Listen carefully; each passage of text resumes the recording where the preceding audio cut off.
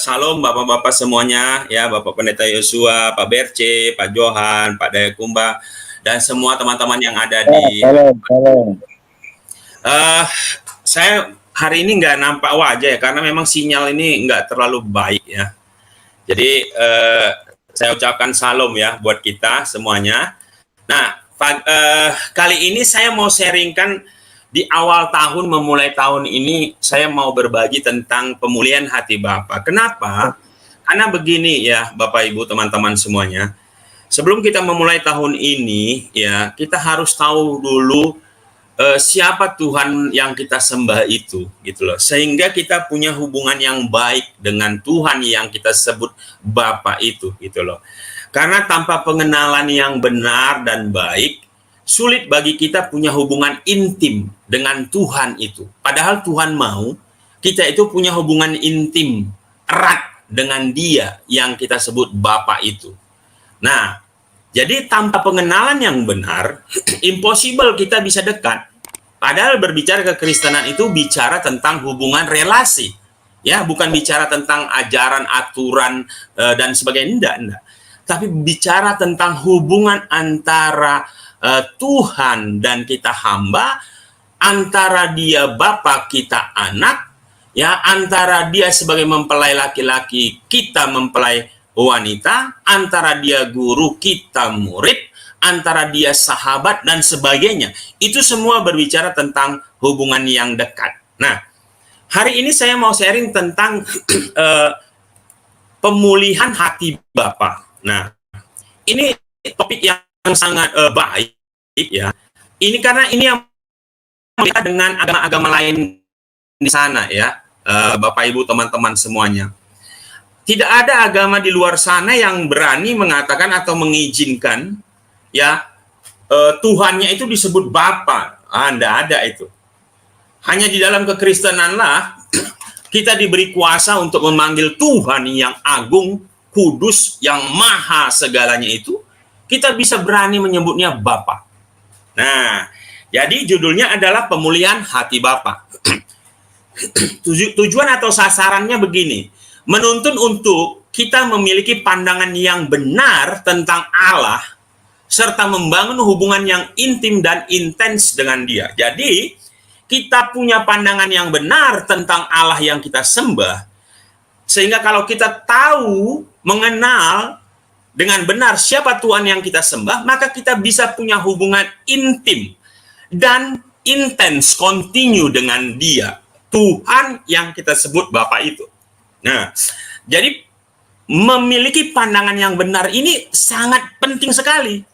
Karena kalau kita nggak kenal siapa Tuhan yang kita sembah, maka posisi kita menyembah, cara kita memperlakukan siapa yang kita sembah, itu akan berpengaruh.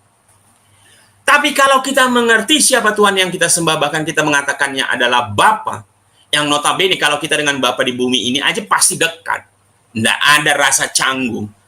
Kalau kita mengerti dengan benar, maka saya percaya orang-orang Kristen yang benar-benar mengerti Tuhan yang disembah akan memiliki hubungan relasi yang dekat dengan Tuhannya. Nah, kenapa kita perlu mengenal, Bapak Ibu? Kenapa kok nggak cukup kita tahu saja, oh Tuhan itu Maha Pencipta, Maha Kuasa, dan sebagainya. Tetapi kita perlu mengenal. Dalam Hosea 6 ayat 3 dikatakan begini, marilah kita mengenal dan berusaha sungguh-sungguh. Wow, ini nggak main-main ya, Bapak Ibu, teman-teman ya. Dikatakan apa? Marilah kita mengenal. Jadi dianjurkan untuk mengenal, dan bukan hanya mengenal, tapi berusaha sungguh-sungguh mengenal Tuhan. Ini artinya nggak main-main. Kita nggak bisa hanya sekedar tahu-tahu saja, enggak. Diajarkan untuk mengenal dan sungguh-sungguh berusaha untuk mengenal. Ia pasti muncul seperti fajar, ia akan datang kepada kita seperti hujan pada akhir musim yang mengairi bumi. Jadi kalau kita memang punya kerinduan untuk mengenal dan sungguh-sungguh berusaha untuk mengenal Tuhan yang kita sembah, maka Tuhan itu akan memperkenalkan dirinya kepada kita. Dia akan muncul, dia akan datang seperti apa? Seperti hujan dan hujannya itu seperti pada akhir musim yang mengairi bumi. Artinya kalau kita memiliki rasa haus dan lapar untuk mengenal Tuhan yang kita sembah, Tuhan pasti memperkenalkan diri. Dan hebatnya lagi, di dalam kekristenan, Tuhan yang kita sembah itu bisa, mau, dapat, sanggup memperkenalkan dirinya yang notabene sebenarnya tidak mungkin dikenal oleh manusia. Dikatakan apa? Tuhan itu roh. Roh itu nggak bisa dikenal, Bapak Ibu. Nggak bisa ditangkap dengan panca indera. Karena dia maha. Nggak mungkin. Ya. Tapi hebatnya Tuhan yang tidak mungkin kita kenal dengan panca indera mau memperkenalkan dirinya kepada kita manusia terbatas berdosa ini melalui pribadi Yesus Kristus. Nah, jadi titik awalnya, yuk kita kenal dan berusaha sungguh-sungguh mengenal Tuhan kita. Nah, perbedaan yang sangat mendasar antara kekristenan dan agama-agama lain adalah bahwa kita memiliki Tuhan yang bukan hanya sebagai juru selamat, namun juga sebagai Bapa kita. Nah, ingat, dia bukan hanya Tuhan juru selamat kita, tapi dia disebut Bapa, yang artinya punya hubungan yang dekat dan intim. Kita dengan Tuhan kita ini dekat, Bapak Ibu, nggak jauh. Ada agama lain, ajaran lain yang Tuhannya terasa jauh. Bahkan untuk memanggil Tuhannya pun, dia harus pakai pengeras suara. Oh, Tuhan kita enggak. Tuhan kita itu dekat. Sedekat apa? Sedekat doa perkataan kita. Tuhan ada. Bahkan Tuhan yang kita sembah itu ada dalam diri kita. Saking dekatnya. Nah, namun pada kenyataannya Bapak Ibu, banyak orang Kristen yang disebut dengan Kristen KTP, Kristen tanpa pertobatan, menghidupi kekristenannya tanpa mengalami perjumpaan pribadi. Nggak pernah dia memiliki pengalaman pribadi, Bapak Ibu. Nggak pernah dia merasakan pengalaman pribadi bertemu dengan Tuhan yang dekat, yang disebut dengan Bapa itu. Sehingga mereka sebenarnya hanyalah beragama Kristen saja. Ya, cuman beragama, padahal kekristenan itu bukan bicara agama. Bicara relasi, hubungan, bicara kehidupan. Yohanes 10 ayat 10b berkata, aku datang untuk memberi hidup, hidup dalam kelimpahan. Nah, kekristenan yang hanya Kristen KTP, Kristen tanpa pertobatan, Kristen yang tidak pernah lahir baru, Kristen yang tidak pernah mengaku Yesus sebagai Tuhan dan Juru Selamat secara pribadi, Kristen ini akan mempunyai potensi sulit sekali untuk bertumbuh rohani yang sehat. Sulit, Bapak Ibu. Makanya Kristennya hanya Kristen KTP. Nggak mengerti bahkan siapa Tuhan yang disembah. Kenapa? Karena nggak pernah punya pengalaman perjumpaan pribadi. Nggak pernah ketemu dengan Tuhan itu secara pribadi. Nggak pernah merasakan hadiratnya, nggak pernah merasakan pertolongannya, kasihnya, penghiburannya. Nggak pernah. Kalau Kristen yang seperti ini akan sulit mengenal Tuhan itu. Apalagi Tuhan menyebut dia Bapa, sulit. Nah, 1 Yohanes 2 ayat 12 sampai 14 berkata begini. Aku menulis kepada kamu, hai anak-anak. Nah, kepada anak-anak dikatakan apa? Sebab dosamu telah diampuni oleh karena namanya. Lalu ayat 13, aku menulis kepada kamu, hai bapak-bapak. Kalau bapak-bapak gimana? Karena kamu telah mengenal dia. Yang ada dari mulanya, aku menulis kepada kamu, hai orang-orang muda. Kepada orang-orang muda bagaimana Tuhan berkata? Karena kamu telah mengalahkan yang jahat. Perhatikan teman-teman ya, ada 3 tipe orang percaya dalam pertumbuhan rohaninya. Oleh karena itu, ayatnya juga berbeda menjelaskannya. Kepada anak-anak dikatakan gini, dosamu telah diampuni. Kepada bapak-bapak dikatakan telah mengenal dia. Kepada anak muda telah mengalahkan jahat. Nah, lihat pengenalan tipe 3 ini berbeda, teman-teman. Lanjut dulu ya. Aku menulis kepada kamu, hai anak-anak, karena kamu mengenal Bapa. Aku menulis kepada kamu, hai bapak-bapak, karena kamu mengenal dia yang ada dari mulanya. Aku menulis kepada kamu, hai orang-orang muda, karena kamu kuat dan firman Allah diam di dalam kamu dan kamu telah mengalahkan yang jahat. Jadi, ada 3 tingkatan pengenalan kita akan Tuhan yang kita sembah di dalam kekristenan. Ya. Yang pertama dikatakan apa? Kekristenan anak-anak. Nah, di ayat tadi katakan apa? Dosamu sudah diampuni. Nah, kekristenan anak-anak mengenal Tuhannya itu apa? Mengenal Bapa itu hanya sebagai provider, penyedia apa yang dibutuhkan.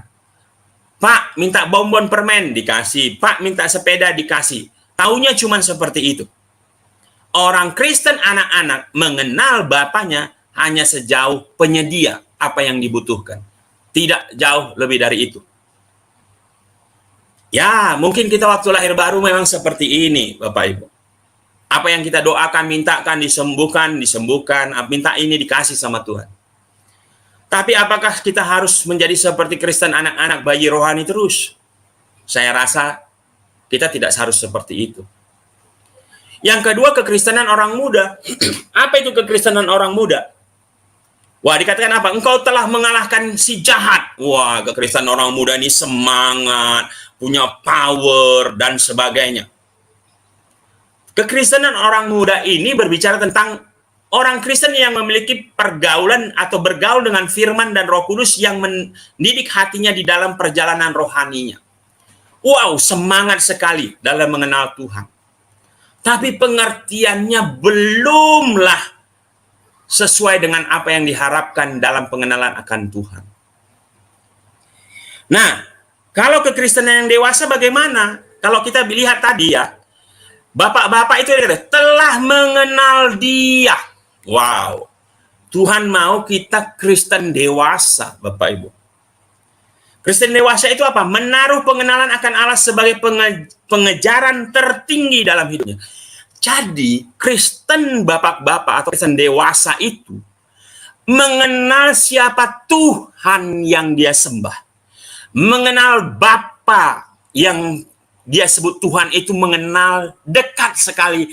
Sehingga dia mengatakan Bapakku yang di sorga. Jadi, kerinduan kita itu di Hosea tadi kan apa? Kejar dengan sungguh-sungguh, berusaha sungguh-sungguh mengenal.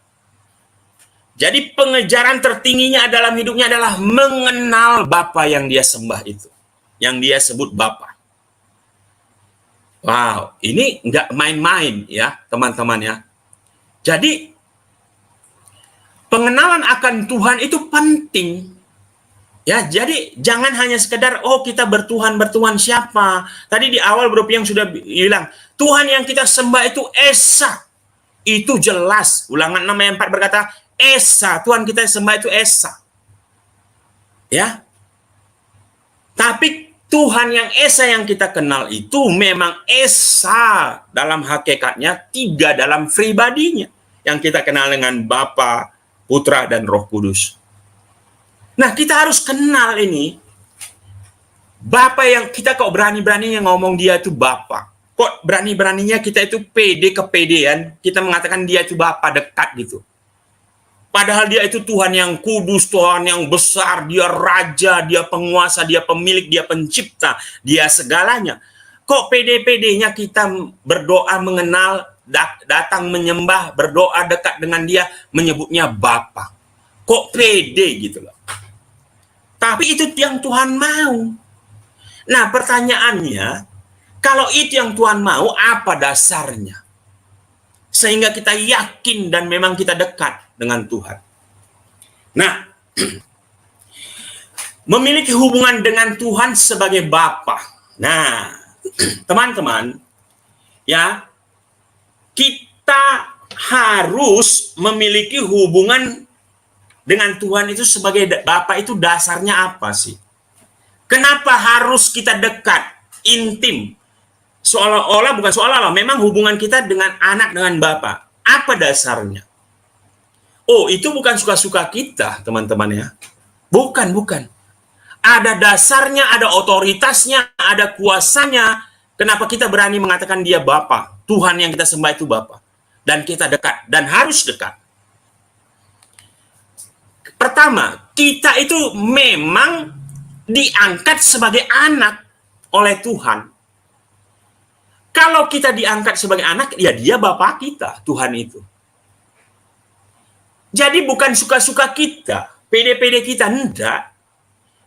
Yohanes 1 ayat 12 kata ini, tetapi semua orang yang menerimanya diberinya kuasa, otoritas, legalistik, supaya menjadi anak-anak Allah, yaitu mereka yang percaya dalam namanya. Jadi kita ini, sewaktu kita percaya kepada Yesus Kristus, mengaku Yesus sebagai Tuhan dan Juru Selamat pribadi, waktu kita confession itu, kita bertobat, terima dia, maka pada saat itu kita diberi kuasa untuk menjadi anak-anak Allah dan kita menyebut dia Bapa. Wow, nggak ada di agama lain teman-teman ya, yang Tuhannya memberi kuasa kepada umatnya menjadi anak-anak dia dan dia Bapanya. Hanya di dalam kekristenan diberikan pengajaran seperti itu dan diberi kuasa. Kuasa itu ausia, ya, otoritas, kuasa, ya, untuk menyebut kita ini anak-anak Tuhan. Jadi dia itu Bapa kita. Nah, kalau kita sudah anak, kalau kita ada anak dalam satu keluarga, maka Tuhan itu maunya kita ini ngapain? Kita pasti harus dekat kepada Bapa. Yohanes 14 ayat 6 berkata begini, kata Yesus kepadanya, akulah jalan dan kebenaran dan hidup. Tidak ada seorang pun yang datang kepada Bapa kalau tidak melalui aku. Jadi, Tuhan yang Maha Kudus, yang luar biasa itu, yang tadinya kita nggak layak untuk datang kepada dia, tapi melalui Yesus Kristus, Sang Pendamai, Sang Jalan Kebenaran dan Hidup itu, kita bisa datang kepada dia, maka kita harus dekat kepada dia. Nah, cara kita dekat kepada Bapa ada jalannya melalui Yesus Kristus. Jadi setelah kita diberi kuasa untuk menjadi anak, kita harus mendekat kepada dia. Jalannya melalui Yesus Kristus. Nah, ketiga, setelah kita mendekat, kita ngapain? Kita menyembah Bapa itu, Tuhan itu. Yohanes 4 ayat 23-24. Tetapi saatnya akan datang dan sudah tiba sekarang bahwa penyembah-penyembah benar akan menyembah Bapa dalam roh dan kebenaran. Sebab Bapa menghendaki penyembah-penyembah demikian. Jadi Tuhan yang kita sembah, yang kita sebut Bapa itu, mengingini kita anaknya ini menyembah dia dalam roh dan kebenaran. Allah itu roh. Jadi barang siapa menyembah dia harus menyembahnya dalam roh dan kebenaran.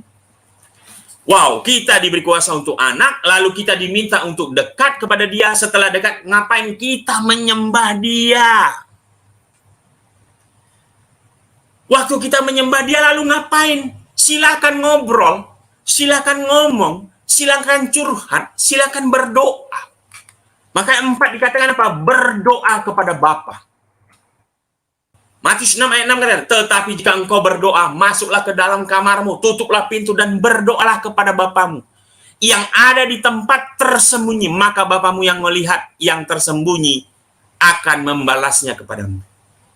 Jadi begitu dekat dan intimnya kita dengan Bapa itu, ya, dengan Bapa Tuhan kita itu, sehingga sejauh apa dia, sedekat apa dia, hanya sedekat ucapan kata-kata kita, doa kita, permohonan kita, ungkapan isi hati kita dalam roh dan kebenaran. Hanya sejauh itu, teman-teman. Luar biasanya Tuhan kita itu begitu dekatnya. Kita diberi kuasa sebagai anak, disuruh mendekat, disuruh menyembah dia, disuruh berdoa kepada dia, meminta kepada dia. Itulah blueprint yang Tuhan mau kita kerjakan, atau kita melihat dia sebagai Bapa itu karena dasar-dasar itu, teman. Ada 4 hal ini. Lalu pertanyaannya, kenapa kok orang Kristen tidak dekat kepada Tuhannya? Tidak sering ngobrol-ngobrol, tidak punya pengalaman pribadi, tidak punya atau tidak merasakan Tuhan itu dekat. Pasti ada something wrong. Padahal Tuhan mau kita dekat. Tuhan mau kita mengatakan kepada dia, ya Aba, ya Bapa. begitu dekat, begitu intimnya, begitu eratnya. Tapi kenapa kok kita melihat orang Kristen tidak bisa dekat dengan Bapaknya? Nah, ini yang mau kita pelajari, teman-teman. Nah, sebelum kita tahu apa penyebab orang Kristen tidak bisa dekat, ya, kita harus tahu dulu struktur keluarga ilahi, keluarga Allah itu seperti apa sih? Ya, dikatakan begini, Bapa Tuhan Sang Pencipta itu berperan sebagai seorang ayah. Nah, tadi di awal saya sudah katakan, kalau kita dan ayah kita itu percaya, kita minta waktu kecil, minta permen Pak dikasih, minta sepeda dikasih, minta buku, minta tas, minta sepatu dikasih. Dia benar-benar provider, penyedia bagi kita. Ya, Efesus 3 ayat 14-15 berkata begini, itulah sebabnya aku sujud kepada Bapa, yang daripadanya semua turunan yang di dalam sorga dan di atas bumi menerima namanya. Jadi teman-teman, Bapak Ibu semuanya yang dikasih oleh Tuhan Yesus Kristus, Tuhan yang kita sembah, yang kita sebut Bapa itu, di dalam struktur keluarga ilahi, dia adalah sebagai ayah. Ya, dia sebagai Bapa kita.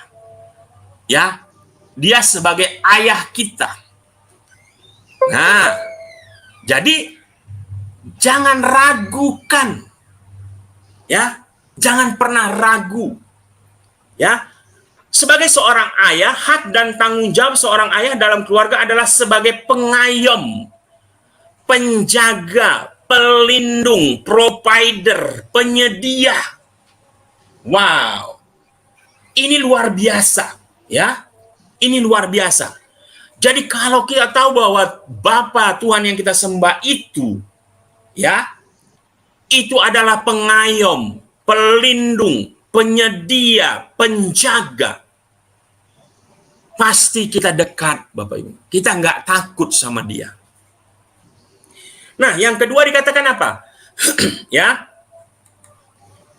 Roh Kudus berperan sebagai seorang ibu. Nah, ya teman-teman, seorang ibu itu artinya bukan berarti Roh Kudus itu perempuan, bukan. Ya, jenis kelaminnya, gendernya namanya Roh Kudus itu netral, ya, bukan laki-laki, bukan perempuan, bukan. Tapi perannya, berbicara peran, Roh Kudus itu seperti dikatakan apa? Yesaya 66 ayat 13. Seperti seorang yang dihibur ibunya, demikianlah aku itu huruf besar, ini akan menghibur kamu. Kamu akan dihibur di Yerusalem. Waktu Tuhan Yesus naik ke surga, mau naik ke surga, dikatakan kepada murid-muridnya, aku akan mengutus yang lain, yaitu Roh Penolong, Roh Penghibur, Roh Kebenaran. Nah, jadi Roh Kudus itu perannya seperti seorang ibu. Nah, ya, bukan berarti dia berjenis kelamin perempuan, bukan. Peran, ini bicara peran. Ya, jadi hak dan tanggung jawab seorang ibu dalam keluarga adalah memberikan tuntunan, nasihat, dan semangat yang baru, penghiburan bagi anak-anaknya. Ini dalam struktur keluarga ilahi kalau kita mau mengenal Tuhan yang benar. Nah, hak dan tanggung jawab seorang ibu dalam keluarga adalah memberikan tuntunan, nasihat, dan semangat yang baru. Kalau kita sudah lihat Bapak, lalu ada peran ibu, pasti dalam satu keluarga ada anak. Keluarga yang normal itu biasanya ada ayah, ibu, dan anak-anak. Lalu kita itu apa? Kita berperan sebagai seorang anak. Keluaran 19 ayat 5 berkata begini, jadi sekarang jika kamu sungguh-sungguh mendengarkan firman-Ku dan berpegang kepada perjanjian-Ku, maka kamu akan menjadi harta kesayangan-Ku sendiri dari antara segala bangsa, sebab akulah yang empunya seluruh bumi.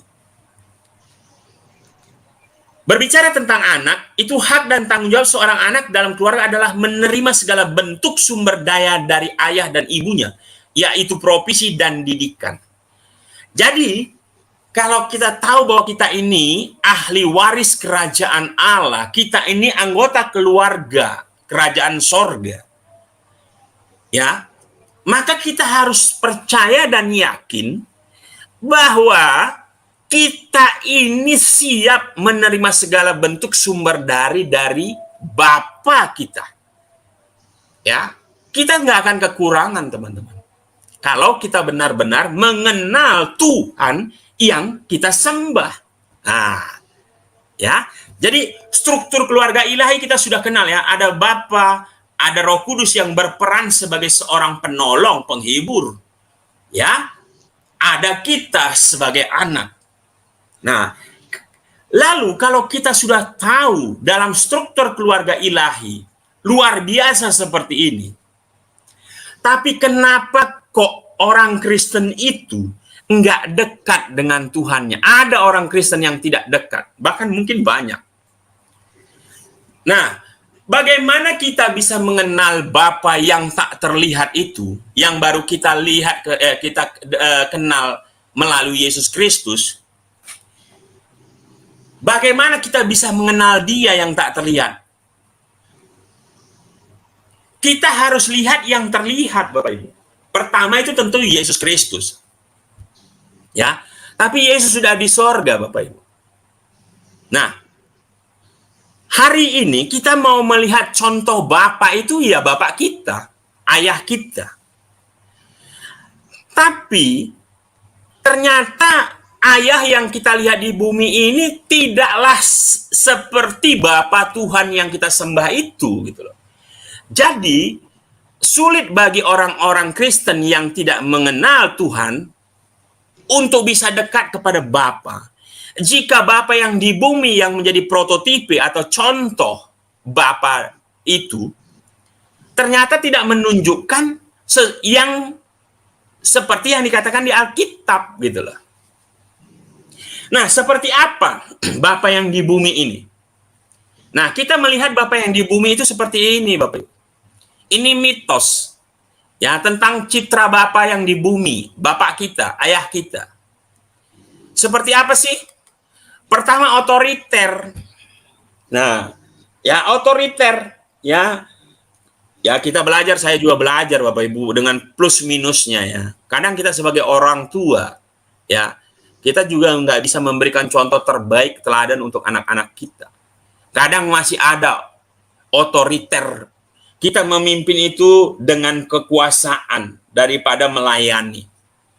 Padahal Tuhan Yesus itu mengajarkan bahwa siapa yang menjadi pemimpin haruslah menjadi pelayan.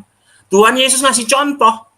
Waktu dia sebelum mau disalib, ya, dia itu membasuh kaki murid-muridnya. Tuhan mengajarkan kalau kita mau menjadi pemimpin, kita harus jadi pelayan. Nah, ayah yang kita lihat di bumi ini ngasih contohnya otoriter. Maka anak-anak kita melihat Bapak itu ya otoriter. Ya. Nah, yang kedua Bapak kita itu seperti apa sih citranya? Ingkar janji.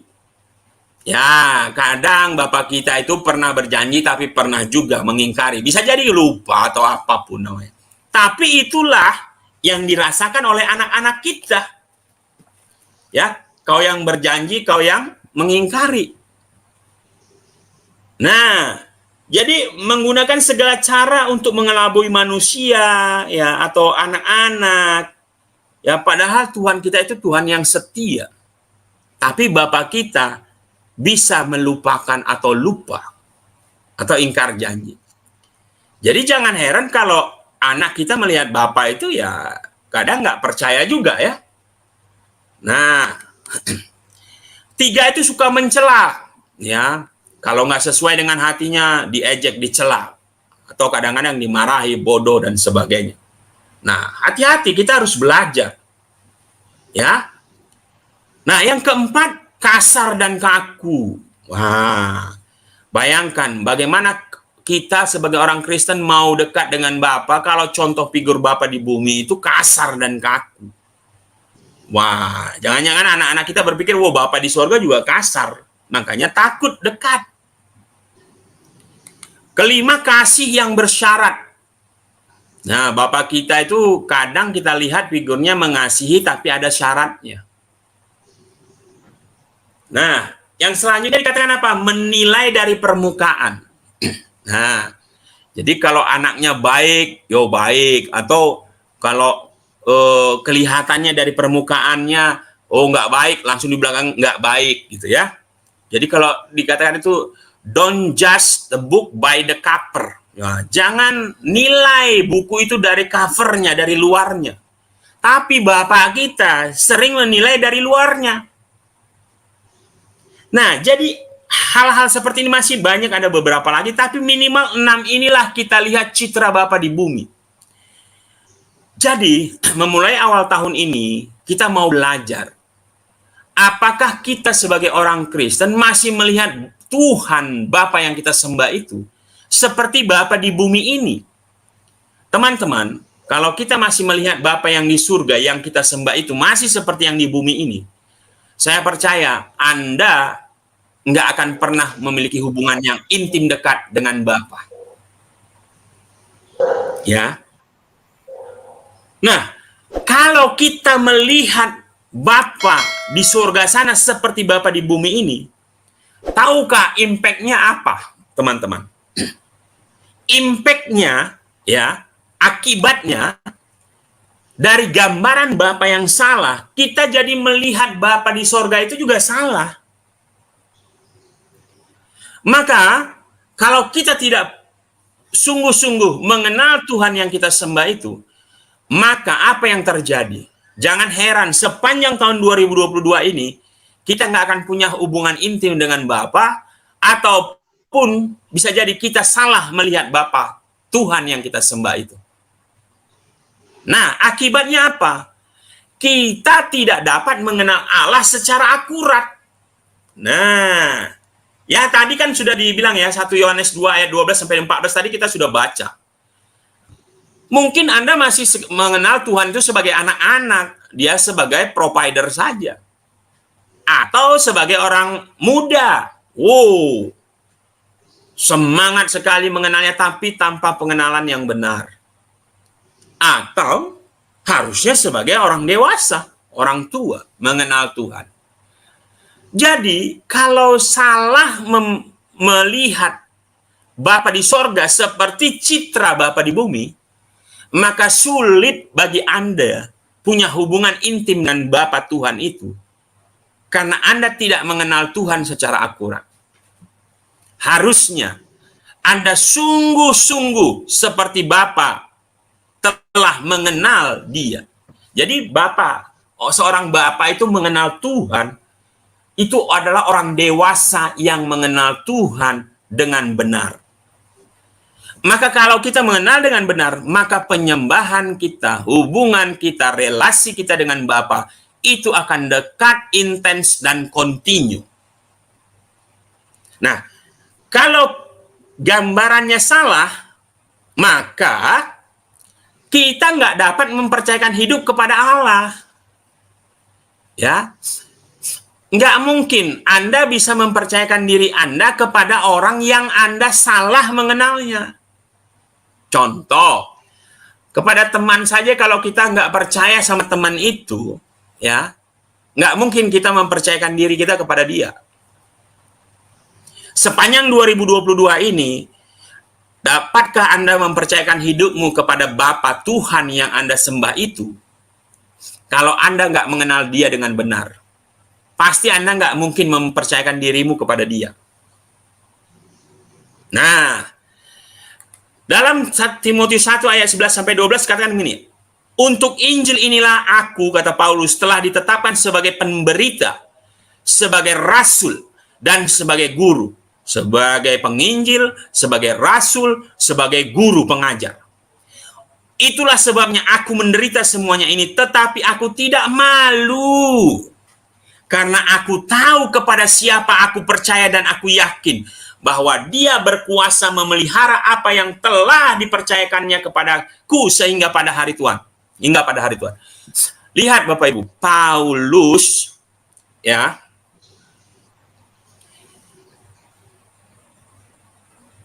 bukan Paulus, Timotius ya.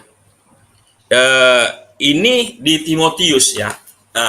Jadi dikatakan begini ya. Benar, ini Paulus ya. Paulus berbicara kepada Timotius, anak-anak rohaninya. Jadi Paulus itu berani berkata begini ya.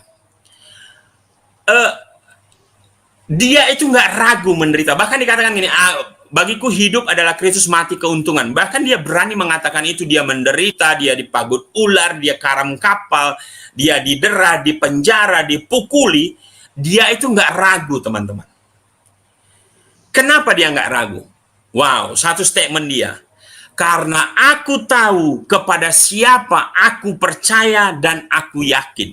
Wah, ini luar biasa, teman-teman.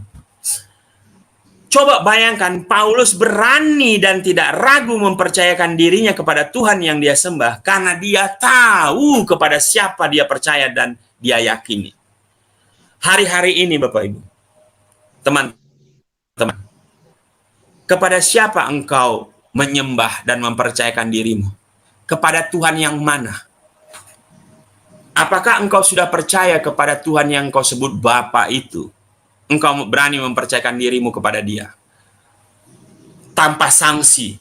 Bahkan waktu mungkin suatu saat engkau didera karena engkau percaya kepada Tuhan Yesus, lalu engkau mungkin diasingkan, dihina, dicerca, didera, bahkan mungkin mau dibunuh.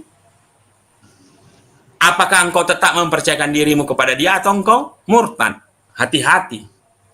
Makanya pengenalan akan Tuhan itu penting sekali. Ya. Nah, Filipi 3 ayat 10 kata ini, yang kuhendaki ialah mengenal Dia. Wah. Yang kuhendaki ialah mengenal Dia.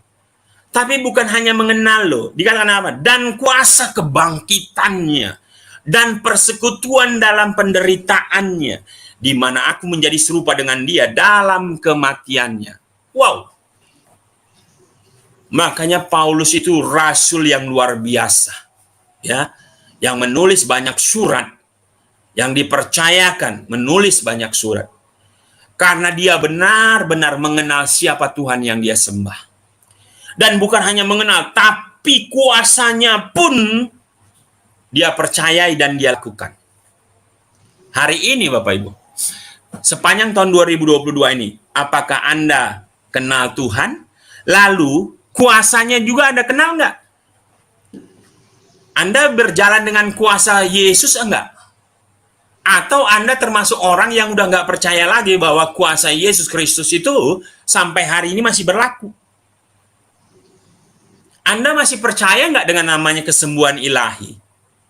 Mujizat, bahwa hari ini pun mujizat itu masih ada? Atau Anda nggak percaya lagi? Hati-hati Bapak Ibu. Tuhan yang kita sembah itu Tuhan yang sama dulu, sekarang, bahkan sampai selama-lamanya. Kalau dulu dia melakukan mujizat, hari ini pun dia masih bisa dan memang masih melakukan mujizat, Bapak Ibu. Hari ini kalau Anda sakit, Anda datang langsung ke dokter, cari dokter, atau Anda cari Tuhan? Anda kenal dokter atau Anda kenal Tuhan? Anda percaya sama dokter atau Anda percaya sama Tuhan? Hari ini Anda masih menjadi Kristen anak-anak, Kristen remaja, atau Kristen dewasa. Tahun 2022 ini banyak orang mengatakan tidak lebih baik dari tahun lalu, Bapak Ibu. Tapi saya percaya bersama Yesus, ya pasti baik. Nah, pertanyaannya, engkau hari ini berjalan bersama Kristus, Tuhan Bapa, atau tidak? Atau berjalan dengan kekuatanmu sendiri, dengan kepintaran, pikiran, logikamu? Hati-hati. Ya. Gambaran yang salah akan membuat kita nggak percaya kepada Allah yang kita sembah. 3, tidak dapat mengasihi Allah dan sesama. Jadi boro-boro mau mengasihi Tuhan yang tak nampak, sama yang sesama aja kita nggak bisa mengasihi. Kenapa? Karena kita memiliki citra yang salah tentang Bapa. Roma 8 ayat 14-15 katanya, semua orang yang dipimpin roh Allah adalah anak Allah. Ya, tadi Yohanes 1 ayat 12, kita anak-anak Allah. Karena kita menerima Yesus Tuhan, maka rohnya diberikan kepada kita. Jadi setiap orang yang dipimpin oleh roh Allah adalah anak Allah. Sebab kamu tidak menerima roh perbudakan yang membuat kamu menjadi takut lagi, tetapi kamu telah menerima roh yang menjadikan kamu anak Allah. Oleh roh itu kita berseru, ya Aba, ya Bapa. Jadi teman-teman, Bapak Ibu, kita ini memiliki roh Allah yang membuat kita sanggup dan berani mengatakan, ya Aba, ya Bapa. Yohanes 15 ayat 9 berkata ini, seperti Bapa telah mengasihi aku, demikianlah juga aku telah mengasihi kamu. Tinggallah di dalam kasihku itu. Yesus Kristus adalah kasih, ya. Iman, pengharapan, dan kasih. Dan yang paling besar adalah kasih. Dan yang akan tetap kekal adalah kasih. Dan kasih itu adalah Yesus Kristus sendiri. Kalau Yesus tinggal di dalam kita, kita tinggal di dalam Yesus, maka kasih itu harusnya ada. Kalau kita mengenal Bapa yang kita sembah dengan benar, maka kita bisa mengasihi Tuhan dan sesama. Tapi kalau kita salah melihat Bapa, kita menganggap Bapa yang di surga itu seperti Bapa di bumi, maka sulit bagi kita untuk mengasihi Tuhan dan sesama sepanjang tahun 2022 ini. Ya, gambaran yang terbatas dan tidak sempurna tentang kepribadian Bapa menyulitkan orang percaya untuk mengasihi Allah dengan segenap hati dan dengan segenap jiwa, serta mengasihi sesama manusia sebesar kasihnya kepada dirinya sendiri. Sulit, Bapak Ibu. Nah, akibat gambaran yang salah membuat kita tidak mau hidup bagi Tuhan. Nah, boro-boro hidup bagi Tuhan, boro-boro bagi sesama manusia. Nah, kita aja mungkin nggak mengasihi diri kita karena punya gambaran yang salah. Yohanes 14 ayat 9-12 berkata ini, kata Yesus kepadanya, telah sekian lama aku bersama-sama kamu Filipus, namun engkau tidak mengenal aku. Barang siapa telah melihat aku, ia telah melihat Bapa. Bagaimana engkau berkata, tunjukkanlah Bapa itu kepada kami? Tidak percayakah engkau bahwa aku di dalam Bapa dan Bapa di dalam aku? Apa yang aku katakan kepadamu tidak aku katakan dari diriku sendiri, tetapi Bapa yang diam di dalam aku, dialah yang melakukan pekerjaannya. Percayalah kepadaku bahwa aku di dalam Bapa dan Bapa di dalam aku, atau setidak-tidaknya percayalah karena pekerjaan-pekerjaan itu sendiri. Aku berkata kepadamu, sesungguhnya barang siapa percaya kepadaku, ia akan melakukan juga pekerjaan-pekerjaan yang aku lakukan, bahkan pekerjaan-pekerjaan yang lebih besar daripada itu, sebab aku pergi kepada Bapa. Jadi murid Tuhan Yesus saja, si Filipus, masih bertanya, tunjukkanlah Bapa itu kepada kami, guru. Padahal Yesus mengatakan Bapa dan aku itu satu. Aku di dalam Bapa, Bapa di dalam aku. Itu akibat karena kita tidak mengenal Bapa Tuhan yang kita sembah itu dengan benar. Akibatnya, ya kita nggak akan mungkin mau hidup bagi Tuhan. Nggak mungkin kita mau hidup bagi orang yang kita tidak kenal. Ya, itu akibat gambaran yang salah. Nah, yang kelima dikatakan apa? Tidak memiliki kebahagiaan dalam hidupnya. Nah, ya, kalau kita nggak mengenal Tuhan dengan benar, ya, yang notabene adalah segalanya. Dia penyedia, Jehovah Jireh. Dia penyembuh, Jehovah Rafa. Ya, dia Maha Kuasa, Allah El Shaddai. Dia Allah perkasa, Allah El Gibor, dan sebagainya. Kalau kita tidak mengenal dia, atau kita salah mengenal dia, maka kita nggak akan memiliki kebahagiaan dalam hidup, Bapak Ibu. Nah, kalau begitu, ya, sebenarnya Allah yang benar, Bapa yang kita sembah itu, Tuhan yang kita sebut Bapa itu, sebenarnya bagaimana? Ternyata dia bukanlah seperti Bapa yang di bumi, yang citranya banyak yang salah kita lihat. Nah, supaya kita bisa menyembah dia dan punya hubungan yang dekat, bagaimana teman-teman? Nah, kita harus kenal dia. Oh, ternyata Tuhan yang benar, Bapa itu bukan seperti itu. Lalu seperti apa? Sehingga kita bisa punya hubungan yang intim dan dekat dengan dia. Dikatakan begini, citra Allah Bapa yang sejati itu sebenarnya bagaimana? Nah, ini penting. Ya, pertama, Tuhan yang kita sebut Bapa itu adalah Allah yang mengayomi, menjaga, melindungi, mengcover kita.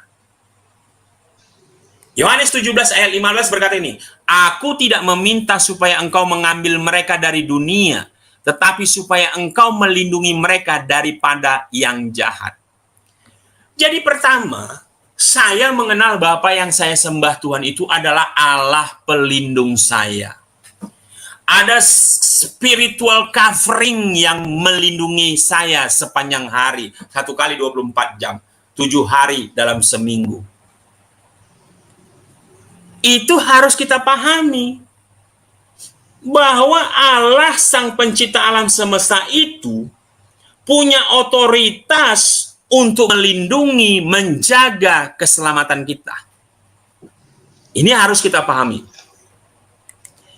Dua, dia adalah Bapa yang dapat dipercaya. Kalau manusia, Bapa manusia, mungkin bisa lalai, bisa lupa, bisa alpa.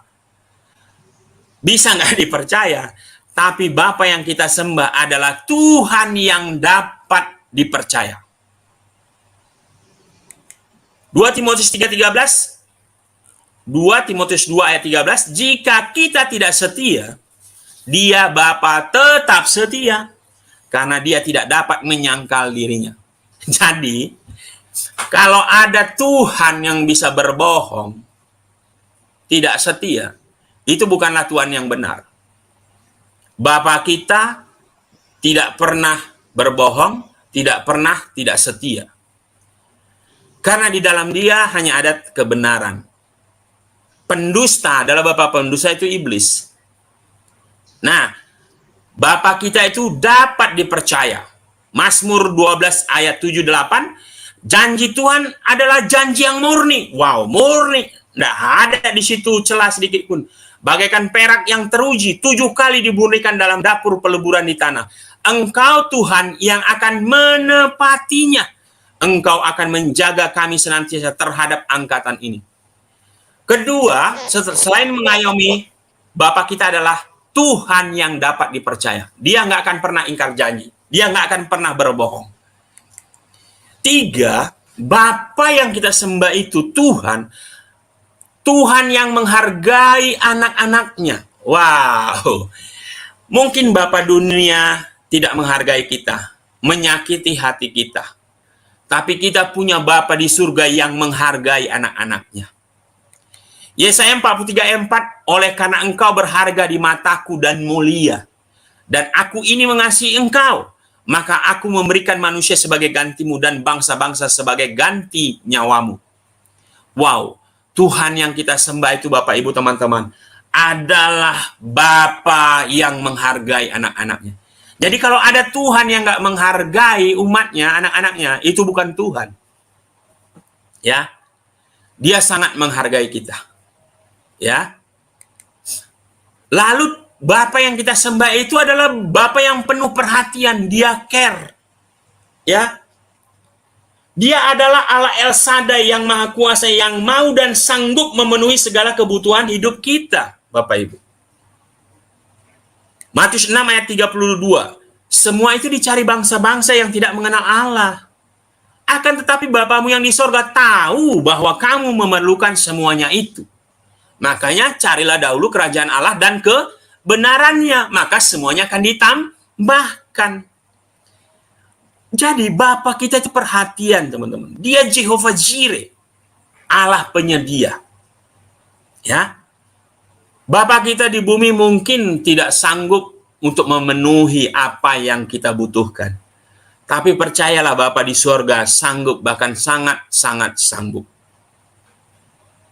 Tahun 2022 ini kita akan lalui bersama Bapa yang sanggup itu, Tuhan. Teman-teman, ya Bapak Ibu. Dia Tuhan yang sanggup, Tuhan yang perkasa, Tuhan penyedia, Tuhan penyembuh. Dia perhatian. Kalau engkau sakit hari ini, datang kepada Tuhan, berdoa.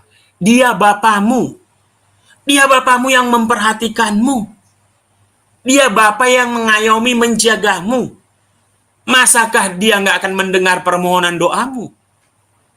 Cuman masalahnya, engkau sudah punya persepsi, mindset yang benar nggak tentang Bapa yang di sorga itu? Itu yang perlu diperbaiki. Kalau engkau sudah mengerti Bapa yang engkau sembah itu dengan benar, maka percayalah, dia Allah yang penuh perhatian. Lalu, dia juga adalah Allah yang penuh pengampunan, teman-teman. 1 Yohanes 1 ayat 9. Jika kita mengaku dosa kita, maka ia adalah setia dan adil, sehingga ia akan mengampuni segala dosa kita dan menyucikan kita dari segala kejahatan. Bapak Ibu, sebesar apapun dosamu, semerah apapun dosamu, Tuhan sanggup dan mampu membuatnya menjadi putih seperti salju. Tuhan sanggup mengampuni, menghapus dosamu ketika engkau datang menyadari kesalahanmu, meminta ampun. Dia sanggup dan mampu, dan dia akan mengampuni.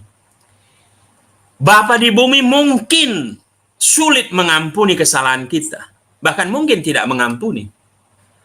Tapi percayalah, Bapamu di surga sangat maha pengampun. Keenam, memang Bapa kita itu Bapa yang menerapkan disiplin tapi dengan kasih. Wah, Bapa di sorga mungkin menerapkan disiplin dengan memukul, dengan memberi strap dan sebagainya. Tapi lihat, Bapa di sorga memberikan disiplin dengan kasih, karena dia kasih. Wahyu 3 ayat 19, barang siapa kukasihi, ia kutegor dan kuhajar. Sebab itu relakanlah hatimu dan bertobatlah. Jadi kalau kita salah, Tuhan mengasihi kita, dia pasti tegur kita, Tuhan pasti hajar kita. Tapi Tuhan katakanlah, relakanlah hatimu dan berbalik, bertobat. Jangan lakukan lagi. Ya. Nah, Ibrani 12 ayat 10-9 katakan ini, sebab mereka mendidik kita dalam waktu yang pendek sesuai dengan apa yang mereka anggap baik, tetapi dia menghajar kita untuk kebaikan kita supaya kita beroleh bagian dalam kekudusannya. Tuhan mengajar, menegur kita ketika kita rela bertobat, mau memperbaiki diri, supaya kita apa? Mendapat bagian di dalam kekudusan Tuhan. Setelah kita dibenarkan, justification, kita dikuduskan, dibenarkan, dikuduskan baru dimuliakan. Nah, waktu kita dikuduskan, perlu ada kerjasama antara Roh Kudus dan kita.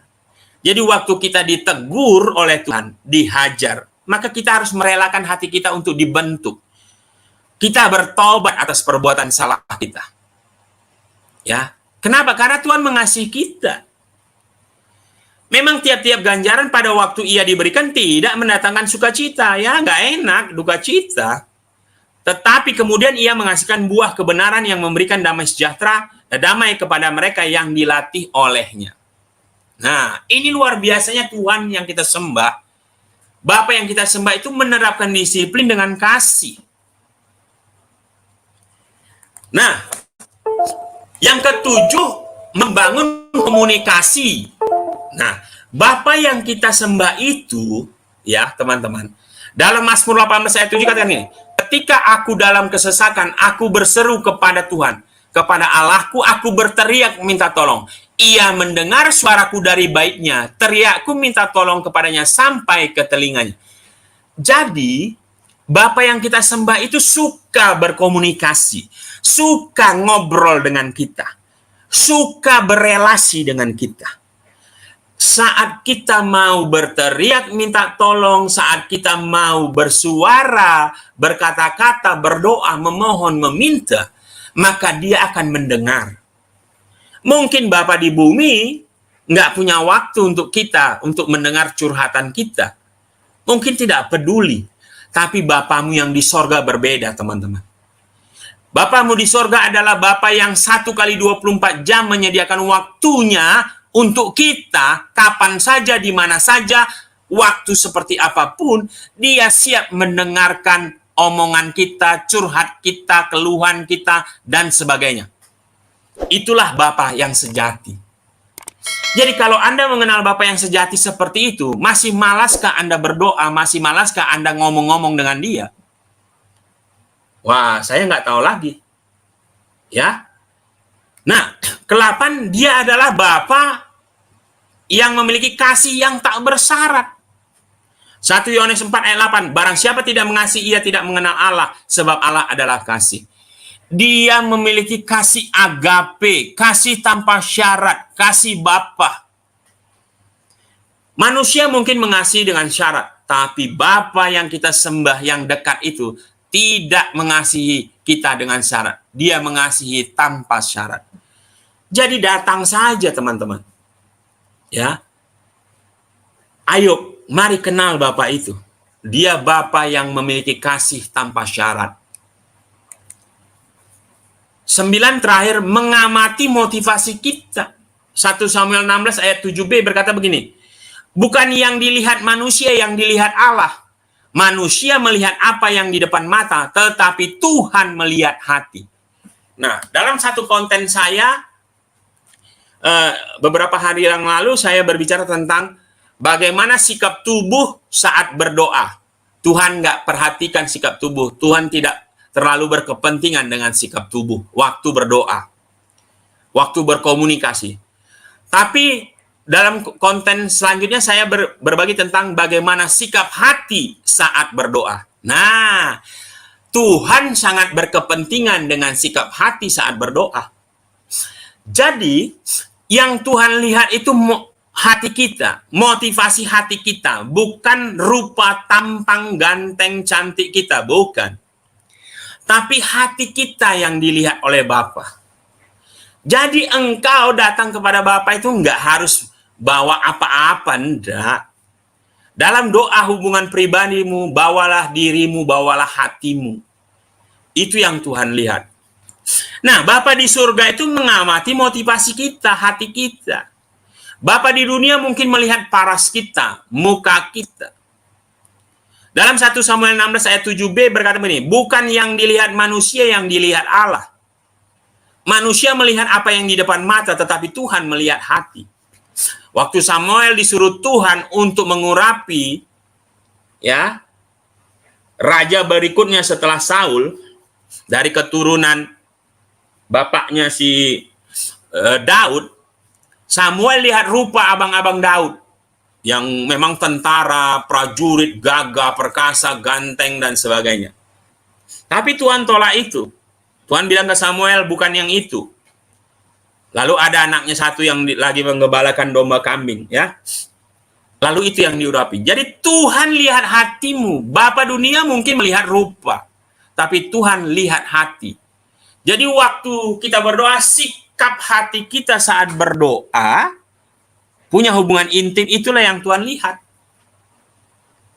Nah, sekarang pertanyaannya begini, teman-teman. Kita sudah tahu Bapa di surga punya mitos citra yang seperti itu, tapi kita sudah tahu minimal ada 9 citra Allah yang sejati, Bapa yang sejati. Dan Tuhan mau kita mengenal Dia, punya hubungan intim dengan Dia, setiap hari kapan saja, erat, intens. Pertanyaannya, kita melihat yang kita lihat, manusia ini, Bapa di dunia, yang membuat kita sulit untuk datang kepada Bapa yang sebenarnya citranya 180 derajat berbeda dengan Bapa di bumi. Yang sebenarnya Tuhan mau kita menyembah Bapa yang di sorga, yang punya citra luar biasa tadi. Dia pengayom, pelindung, penyedia, dia punya kasih, kasihnya tak bersyarat, membangun komunikasi, melihat hati, dan sebagainya. Bagaimana men-switch yang tadinya kita menjadi orang Kristen yang susah berkomunikasi dengan Bapa, karena tidak terdekat, karena tidak mengenal Bapa dengan benar, menjadi orang-orang Kristen, orang-orang yang lahir baru, menjadi orang dewasa rohani, sehingga punya hubungan dengan Bapa yang benar itu. Nah, terakhir, teman-teman, bagaimana cara supaya kita memiliki pemulihan hati? Hati kita yang tadinya pahit, yang tadinya sakit, kita marah, benci kepada Bapa di dunia ini karena otoriter, karena menghukum, karena memukul, karena kasihnya bersyarat, dan sebagainya. Bagaimana supaya kita pulih? Kita harus pulihkan dulu dengan Bapa di bumi, baru kita bisa pulih dengan Bapa di sorga. Kalau kita dengan Bapa di bumi saja kita nggak bisa pulih, boro-boro dengan Bapa di sorga. Supaya kita bisa melihat Bapa di sorga itu dengan benar. Nah, ada 4 langkah menuju pemulihan hati Bapa. Pertama, teman-teman, kita ini harus mengakui dan mengampuni perbuatan Bapa jasmani kita. Jadi kepada teman-teman hari ini, Bapak, Ibu, sahabat-sahabat saya semuanya, yang masih punya orang tua, ya, akui dan ampuni perbuatan Bapa jasmanimu. Ya, kalau dalam retret pemulihan hati Bapa, pemulihan citra diri, kita retret mungkin 2-3 hari di satu bukit atau di satu tempat, di satu hotel, ya.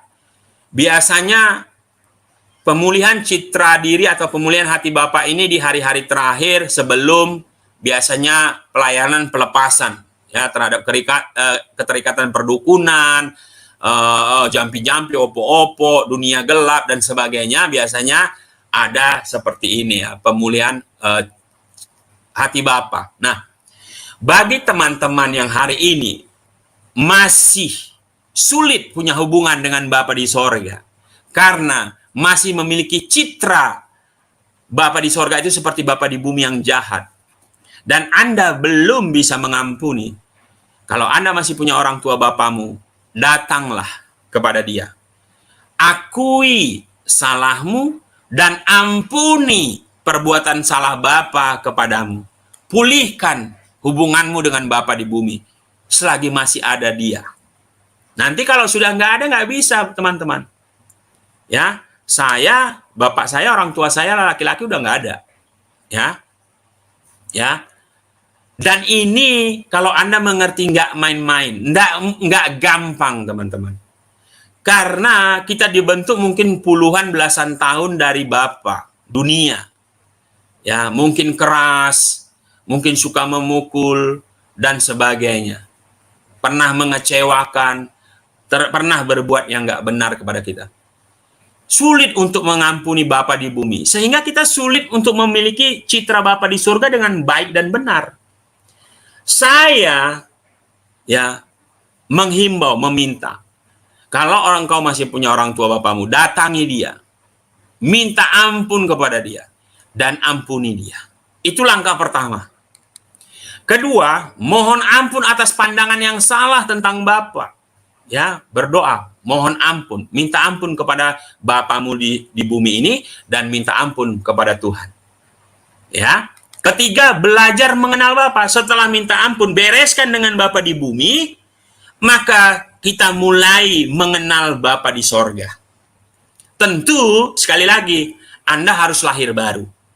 Bagi Anda Kristen KTP, maksud saya Kristen KTP itu Kristen tanpa pertobatan, yang sampai hari ini mungkin umurmu sudah 25, 40, 50 tahun sekalipun, kalau Anda belum pernah secara pribadi bertobat, mengakui Yesus sebagai Tuhan dan Juru Selamat pribadimu, ya, mengakui Dia, mengundang Dia untuk masuk dalam dirimu dan engkau ada di dalam Dia, supaya Roh Kudus diutus kepada dirimu, maka engkau harus lahir baru terlebih dahulu, supaya engkau diberi kuasa untuk menyebut dirimu itu anak-anak Allah dan menyebut Dia Bapa. Baru engkau bisa mengenal Dia sebagai Bapa. Ya, pastikan engkau sudah lahir baru. Dan mulailah di Hosea tadi belajar sungguh-sungguh untuk mengenal Dia. Ingat, teman-teman, tidak mudah untuk mengenal Bapa yang tak terlihat itu. Jika Bapamu di bumi saja, engkau sulit mengenalnya. Ya, makanya ini serius. Kenapa dikatakan berusaha? Berusaha itu artinya ada usaha, effort untuk mengenal Tuhan. Ya, tapi puji Tuhan kita bisa mengenal Bapa melalui Yesus Kristus. Tuhan yang inkarnasi, firman yang menjadi manusia. Agama lain nggak akan bisa dia mengenal Tuhannya, karena Tuhannya tak pernah memperkenalkan dirinya. Tapi puji Tuhan, kita punya Tuhan yang memperkenalkan diri. Terakhir, membangun hubungan yang intim. Kalau engkau sudah belajar mengenal dia, intens punya hubungan. Kalau engkau punya hubungan terus, intens, maka engkau akan mengenal dia secara pribadi dan tidak akan ada lagi rahasia. Sama seperti hubungan suami istri. Karena intens, dekat tiap hari, ya pasti akan kenal. Karakternya, kesukaannya, apa yang dia tidak suka, dan sebagainya. Demikian juga Bapa. Kalau kita intens punya hubungan, pasti kita akan mengenal Bapa. Wow, luar biasa. Jadi, awal tahun ini, itu yang mau saya sharingkan ya, teman-teman Bapak Ibu. Tuhan yang kita sembah, yang disebut kita kenal dengan Bapa itu Tuhan yang sungguh luar biasa. Dia berbeda dengan Bapa di bumi. Jadi untuk mengenal itu, kita harus mengenal Bapa di bumi ini dengan benar dulu. Ya. Dan kalau kita ada salah, kita minta ampun. Kita juga mengampuni. Harus ada hubungan baik dengan Bapa kita di bumi. Maka kita bisa mengenal dan belajar Bapa yang di surga. Ya. Demikian teman-teman yang bisa saya sampaikan. Ini bisa memberkati buat kita. Sebelum kita sharing, mari kita berdoa. Bapa yang kami sembah dalam nama Tuhan Yesus Kristus, terima kasih tak henti-hentinya kami mengucap syukur untuk segala kebaikan-Mu. Bahkan di awal tahun ini PPA boleh sharing, kami boleh belajar untuk mengenal Bapa. Tuhan, terima kasih. Aku secara pribadi mengenal Engkau sebagai Bapakku. Mungkin Bapakku di dunia sudah tidak ada, Tuhan. Ya, tapi aku punya Bapa yang baik, Bapa yang di surga, yang tempat pengharapanku, tempat aku berkeluh kesah, tempat aku memohon dan meminta, tempat aku curhat yang tidak perlu aku sembunyikan. Karena Dia, Engkau adalah Bapa yang baik. Bahkan Engkau mau mendengar aku 1x24 jam. Ketika aku berkata, mengeluarkan kata, bahkan tanpa mengeluarkan kata pun akal budi, ketika rohku yang berdoa, Engkau mendengarkannya. Oleh karenanya, terima kasih Tuhan.